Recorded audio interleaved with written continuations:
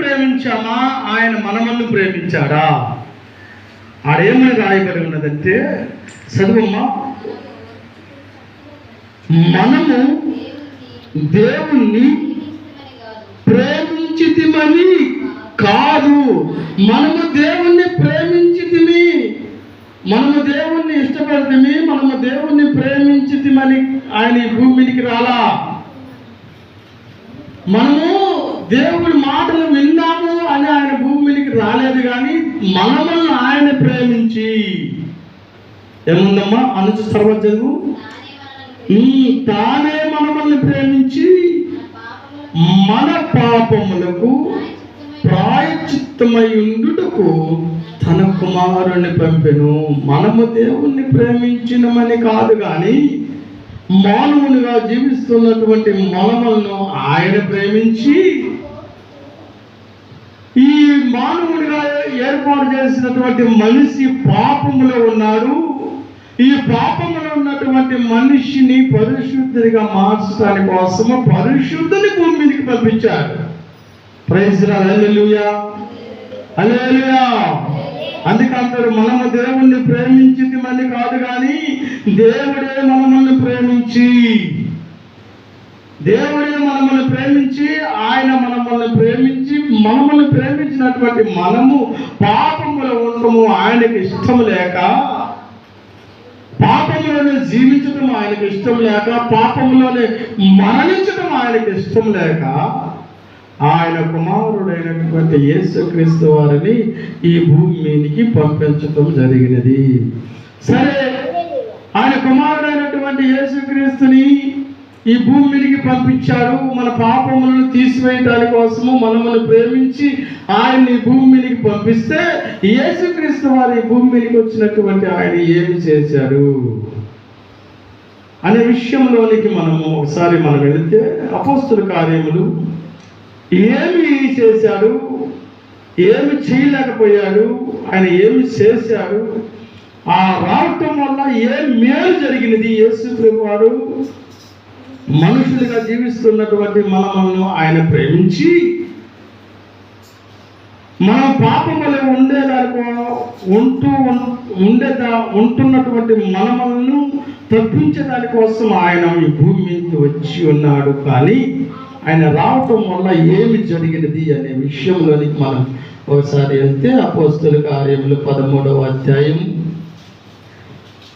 39వ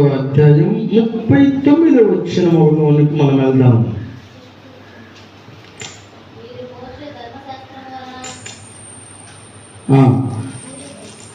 మీరు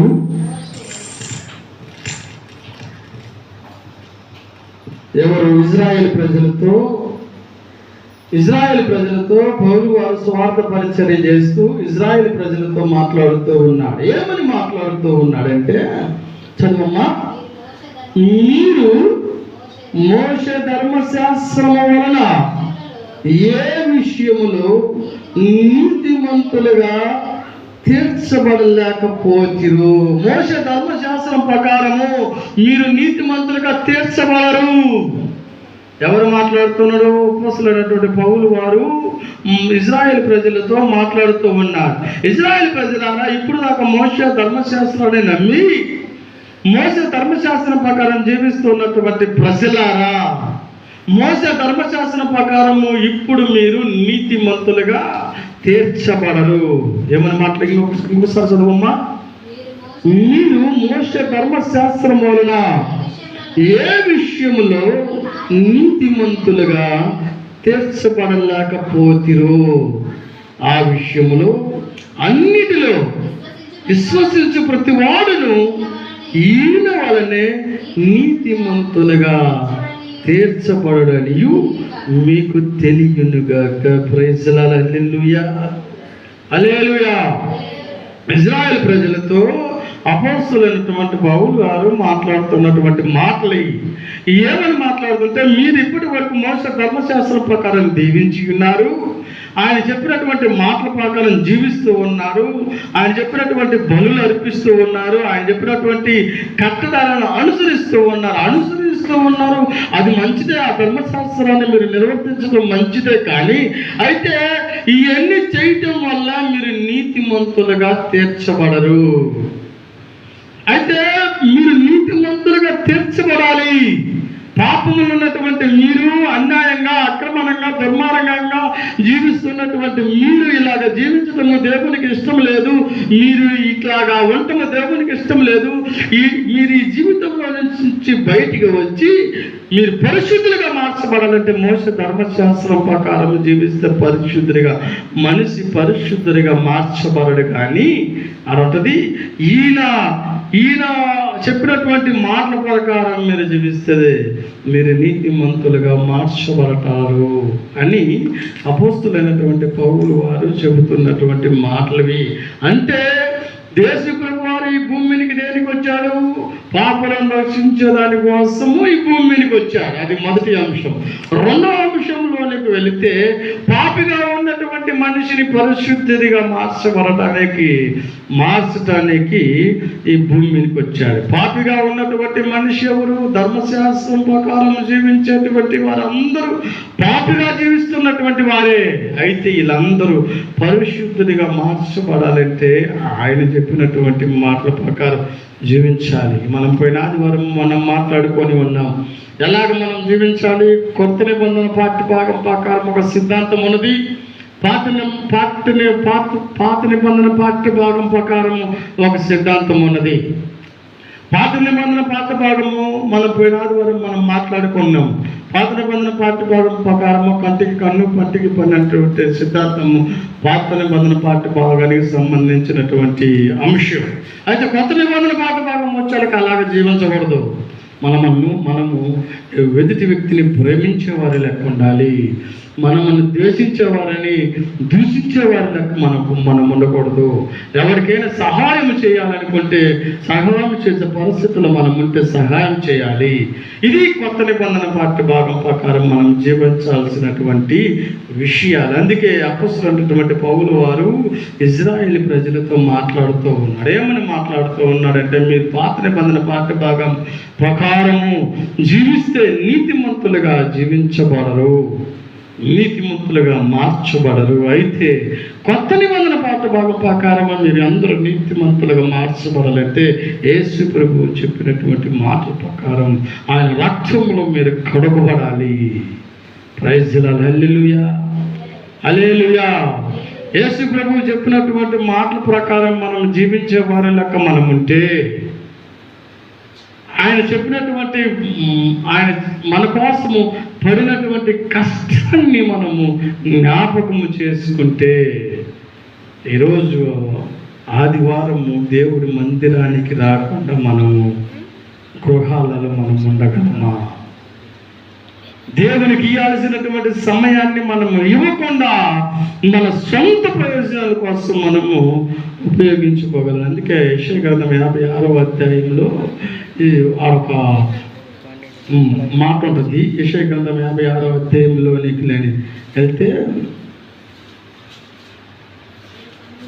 యెహోవా ఇలాగా సెలవిచ్చుచూ ఉన్నాడు, నా రక్షణ వచ్చుటకు సిద్ధముగా ఉన్నది, నా నీతిని వెల్లడించుటకు సిద్ధముగా ఉన్నది, న్యాయము అనుసరించుడి, నీతిని అనుసరించి నడుచుకొనుడి, నేను నియమించిన విశ్రాంతి దినమును అపవిత్రపరచకుండా దానిని అనుసరించుచు ఏ కీడు చేయకుండా తన చేతికి బిగుబట్టువాడు ధన్యుడు. ఆదివారం రోజు మనము అపవిత్రపరుస్తూ ఉన్నాం. ఆదివారం రోజున మనము అపవిత్రపరుస్తూ ఉన్నామంటే ఆదివారం రోజున ఆయనకు ఇవ్వాల్సినటువంటి సమయాన్ని ఇవ్వకుండా దొంగలించినప్పుడే మనము అపవిత్రపరిచినట్టు. ఆదివారం రోజు ఆయన సన్నిధిలో మనము గడపకుండా మన సొంత ప్రయోజనాల కోసం మనం ఉపయోగించుకుంటే ఆ ఆదివారాన్ని మనము అపవిత్రపరిచినట్టు. ఇశ్రాయేలు ప్రజలకి ఆయన ఒక కట్టడ విధిస్తూ ఉన్నాడు, నేను నియమించినటువంటి విశ్రాంతి దినమును మీరు తప్పక పాటించండి.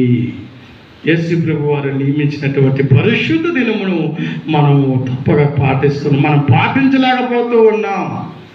మనము అందుకే యెషయా గ్రంథం 59వ అధ్యాయంలోనికి వెళ్తే మనము పాటించలేకపోతున్నాం. సరిగా ఆయన సన్నిధిలోనికి మనము రాలేనటువంటి పరిస్థితిలో మనం ఉన్నాం. మనం ఆయనకి ఇవ్వాల్సినటువంటి సమయాన్ని మనము ఇవ్వలేనటువంటి పరిస్థితిలో ఉన్నాం. అందుకే మనం అయ్యో మనకి ఈ కష్టం వచ్చింది, ఈ బాధలు వచ్చినాయి, ఈ శ్రమలు వచ్చినాయి, దేవుడు మనల్ని చూడటం లేదని మనం ఎంత ప్రయత్నం చేసినాను ఆయన చూసే పరిస్థితుల్లో మన యొద్ద ఆయన లేడని నేను మీకు తెలియజేస్తూ ఉన్నాను. 59వ అధ్యాయం 31వ వచనంలోనికి ఒకసారి వెళితే, రక్షింపనేరక ఉంటున్నట్లు యెహోవా హస్తము కొరస కాలేదు. రక్షించటానికి నా చేతికి ఏమాత్రము కొరసట జబ్బు రాలేదు. నేను మిమ్మల్ని రక్షించడానికి నా చెయ్యి ఎప్పుడు సిద్ధముగా ఉన్నది. నేను మిమ్మల్ని రక్షించడానికి, నేను మిమ్మల్ని కాపాడటానికి నా చెయ్యి ఎప్పుడు సిద్ధముగానే ఉన్నది. నా చెయ్యి ఎప్పుడు మిమ్మల్ని కాపాడటానికి సిద్ధముగానే ఉన్నది. నా చెయ్యి కొరస కాలేదంటే నా చేతికి ఏమైనా జబ్బు రాలేదు, నా చేతికి ఏమైనా అవిటితనం రాలేదు. విననేరక ఉండినట్లు, చదువమ్మా, విననేరక ఉండినట్టు నా చెవులు మందము కాలేదు. మీరు నా సన్నిధానానికి వచ్చి నా సన్నిధానములు మొరపెడితే వినకుండా ఉండటానికి నా చెవులకి ఏమైనా చెవులు రాలేదు. నా చెవులు బాగానే వినపడుతూ ఉన్నాయి, కానీ మీరు నా సన్నిధానంలోనికి వచ్చి నాకు మీరు మొరపెట్టడంలా. దేవుడు మాట్లాడుతూ ఉన్న, రక్షించడానికి నా చెయ్యి సిద్ధముగానే ఉన్నది. మీరు ప్రార్థన చేస్తే నా సన్నిధానానికి వచ్చి నా సన్నిధానంలో మీరు మొరపెడితే వినటానికి కూడా నా చెవులు సిద్ధముగానే ఉన్నాయి. నా చెవులకి మందము రాలేదు, నా చేతికి కొరస రాలేదు. ఈ రెండు నాకు సిద్ధముగానే ఉన్నాయి, కానీ మీరు మందిరానికి రావటం లేదు, మీరు నాకు మొరపెట్టడం లేదు. నేను మీకు మీకు ఎలాగా ఉత్తరం ఇవ్వాలి అని దేవుడు మనతో మాట్లాడుతూ ఉన్నాడు. మనము ఆయన సన్నిధానంలోనికి వచ్చేటువంటి బిడ్డల లెక్క మనం ఉన్నామా? ఒకసారి ఆలోచించాల్సినటువంటి అవసరం ఉంది. యేసు ప్రభువారు పాపిని పరిశుద్ధునిగా మార్చడానికి కోసము తండ్రి కుడిపార్శ్వం యొద్ద ఎప్పుడు వేలాది దూతలతో ఆయన పరిశుద్ధులని నిత్యము కొనియాడబడుతున్నటువంటి దేవుడు రక్త మాంసములు గలవాడై ఒక మనిషిని, పాపిగా ఉన్నటువంటి మనిషిని పరిశుద్ధునిగా మార్చడానికి కోసము ఆయన ఈ భూమికి వస్తే మనం ఎలా ఉంటున్నాం? అదే పాపంలో జీవిస్తూ ఉన్నాం, అదే పాపాన్ని ఇష్టపడుతూ ఉన్నాం, అదే పాపంలో జీవిస్తున్నాం, అదే నరకల్లో జీవిస్తున్నాం, అదే నరకల్లో పోవటానికి మనం ఇష్టపడుతూ ఉన్నాం. ఆయన చెవులు మందము కాలేదు, ఆయన చేయి కురసగా లేదు. మన నడవడికే తేడా వచ్చిందని నేను మీకు తెలియజేస్తూ ఉన్నా. అపొస్తలుల కార్యములు ఎన్నో అధ్యాయం, 13వ అధ్యాయము 39వ అధ్యాయం 39లో వచ్చిన ఉన్నది. అదే అపోస్తులు అయినటువంటి పౌలు ద్వారా ఎన్నో ఆశ్చర్య కార్యాలు దేవుడు జరిగించి ఉన్నాడు, ఎన్నో అద్భుత కార్యాలు దేవుడు జరిగించి ఉన్నాడు. అదే అధ్యాయంలో అపోస్తుల కార్యములు 14వ అధ్యాయంలోనికి ఒకసారి వెళ్తే 4వ వచనంలో అపోస్తుల